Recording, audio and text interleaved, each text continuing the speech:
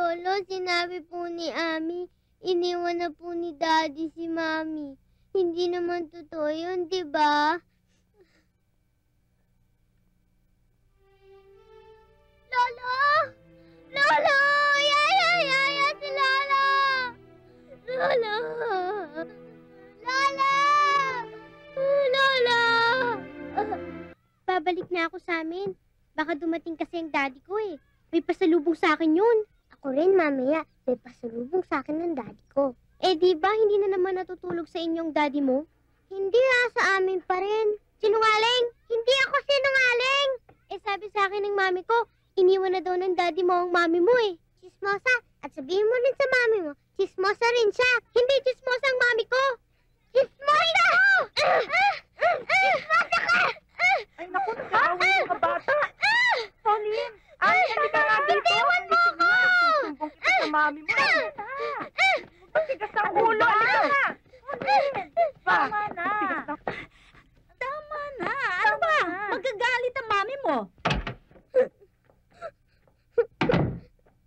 Lolo, sinabi po ni Ami, iniwan na po ni Daddy si Mami. Hindi naman totoo yun, di ba? Lolo! Lolo! Yaya! Si Lolo! Lolo! Lolo!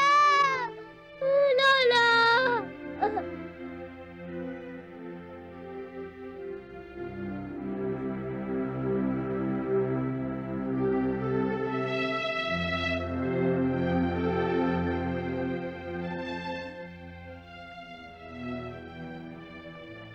Come on, let's sit.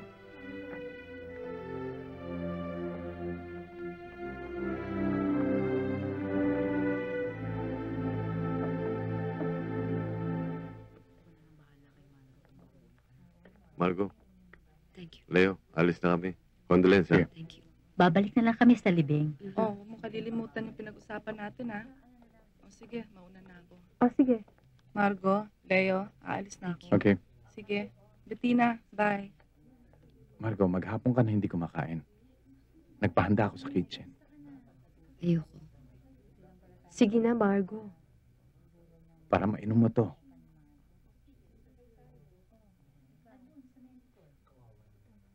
Hindi pa ako pwedeng umalis eh. Akala ko susunduin kita ng 10. 11 na. Akala ko pwede nang iwanan si Margo. Ate, sino siya? Yung babaeng humahabol kay Daddy. Hindi ka ba bababa? Bakit? Gusto mo ba akong magpakita sa loob? Ano kayo nagustuhan ni Daddy sa kanya? Hindi naman siya maganda. Di bali na lang.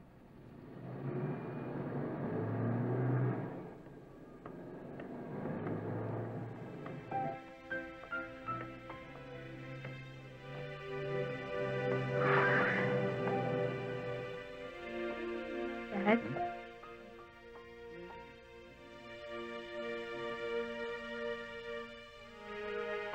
Dad?